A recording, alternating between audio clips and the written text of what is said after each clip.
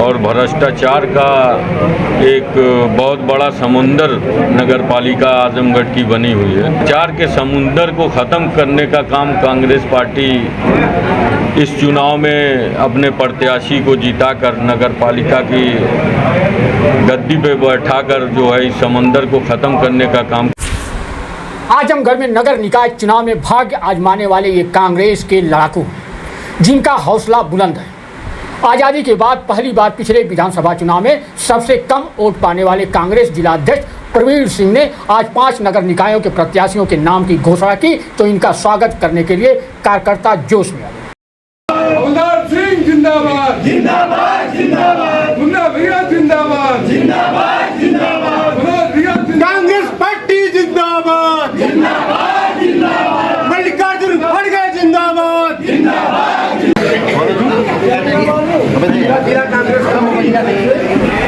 Party की इस महत्वपूर्ण बैठक में मुख्य अतिथि के रूप में अखिल भारतीय कांग्रेस कमेटी की सदस्य कौशल कुमार सिंह उर्फ मुन्ना राय के अलावा पूर्व कांग्रेस जिलाध्यक्ष हौलदार सिंह, आशुतोष द्विवेदी, रमेश राजभर, मनोज कुमार सिंह, तेज बहादुर यादव, ओंकार पांडे, अजित राय, श्यामदेव यादव, मुन्नू मौर्य ने भी संबोधित किया।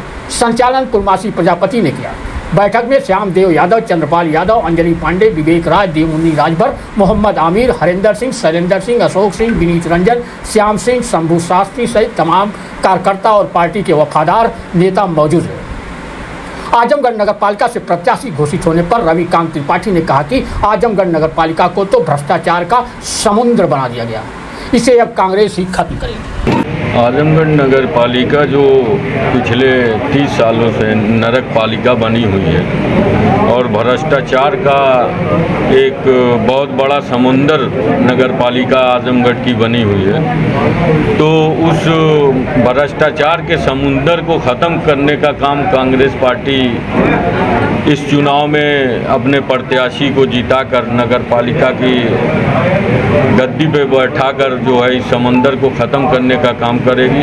आजमगढ़ की जनता को एक जनता के लिए नगर पालिका बनाएगी। ये आजमगढ़ कांग्रेस का प्रयत्न रहेगा कि जनता को ज़्यादा से ज़्यादा हम सुविधाएं दे सकें। जो जनता का के सुविधाओं को भ्रष्टाचार के रूप में आजमगढ़ के पूर्व चेयरमैनों द्वारा जो छीना गया है वो हम जनता को दे सकें। और कांग्रेस पार्टी तन मन धन से जो है अपने प्रत्याशी को कांग्रेस पार्टी के कार्यकर्ता लड़ाकर चुनाव जिताएंगे।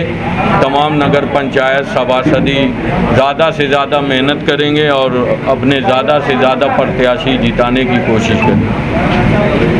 जिला अध्यक्ष प्रवीण कुमार सिंह ने प्रत्याशियों की घोषणा करते हुए कहा कि कांग्रेस पार्टी ने ईमानदार, युवा, स्वच्छ छवि के लोगों को मैदान में उतारा है।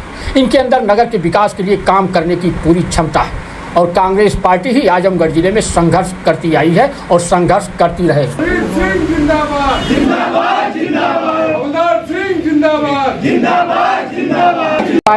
नगर पालिका चुनाव की अधिसूचना जारी होने के बाद सभी पार्टियां, चाहे भारतीय जनता पार्टी जो विश्व की सबसे बड़ी पार्टी होने का दावा करती है, वह भी प्रत्याशी अभी तक अपने नहीं दे पाई बहुत से जनपदों में।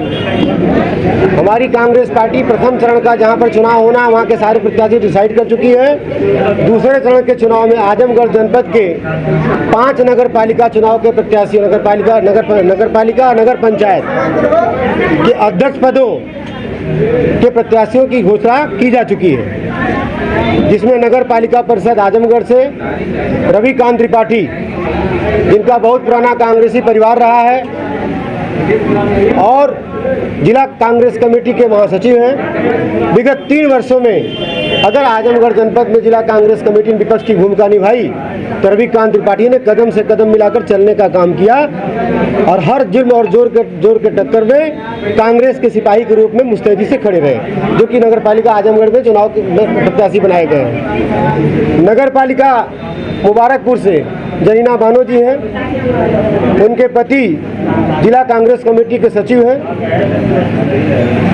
और अंसारी है, वो मकबूल अंसारी बिरादरी से आते हैं। सूरज गुप्ता कांग्रेस पार्टी के कार्यकर्ता हैं, उनकी पत्नी डाली गुप्ता चूँकि महिला सीट है वो अजमतगढ़ की प्रत्याशी हैं, पिछड़े समाज से आते हैं। मंजूलता बेनवंशी जी वो बूढ़नपुर की हमारी प्रत्याशी हैं, तो घरगार समाज से आती हैं, गांव की प्रधान भी रह चुकी हैं। और कौन है? और अनीस अहमद नगर के अध्यक्ष हैं निजामाबाद के, वो भी हमारे प्रत्याशी बनाए गए। अब मैं आपको बताना चाहता हूं कि देखिए, आप लोगों को मैं सिर्फ एक बात बताना चाहता हूं, आप लोगों के माध्यम से आजमगढ़ जिले की जनता को बताना चाहता हूं कि अगर इस देश की आज़ादी में कांग्रेस का योगदान है, पूरा देश मानता है, इस देश के लोकतंत्र को बचाने में यदि कांग्रेस का हाथ है, यह देश मानता है, इस देश के संविधान को बचाने में, उसकी मूल भावना का सम्मान करने में अगर कांग्रेस का हाथ है, भाईचारे को बरकरार रखने का अगर कांग्रेस का योगदान है, तो विगत 3 वर्षों में आप आजमगढ़ जनपद में पत्रकारिता करते हैं और आजमगढ़ जिले में जब जहां लोकतंत्र को कुचलने जैसा मामला या किसी पीड़ित को पीड़ित करने का मामला, उसको न्याय दिलाने के लिए खड़े होने का मामला रहा हो, जहां भी विपक्ष की भूमिका निभाने का मामला रहा हो, कांग्रेस का एक एक कार्यकर्ता खड़ा रहा। विगत 34 वर्षों से कांग्रेस की सत्ता न होने के बावजूद जिस समाजवादी पार्टी, बहुजन समाज पार्टी के लोग के प्रत्याशियों को आजमगढ़ जनपद के लोगों ने विगत 34 वर्षों से लगातार वोट दिया, उनकी जांच नहीं देखी, पांच नहीं देखी, उनके अपराध का सिलसिला नहीं देखा, उनके गुण दोष को नहीं देखा, फिर भी वोट दिया, कांग्रेस को हाशिए पर रखा, तब भी कांग्रेस होपलेस नहीं हुई, हतोत्साहित नहीं हुई।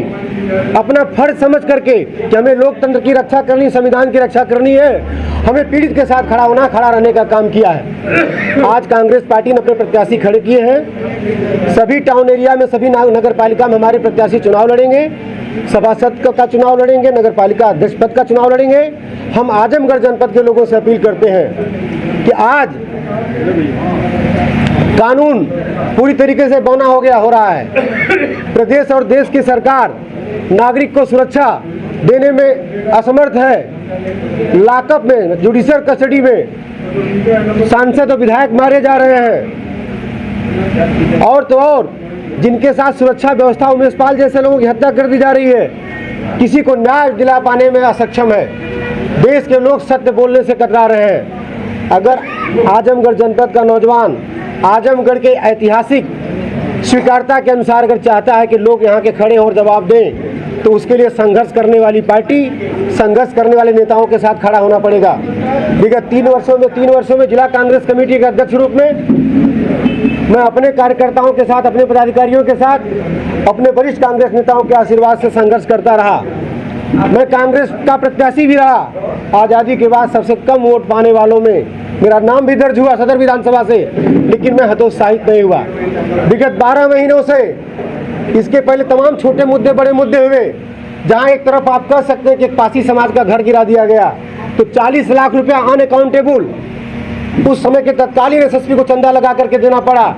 अगर वह देन थी तो कांग्रेस की देन थी, वहां पर हमको 2 वोट मिला था।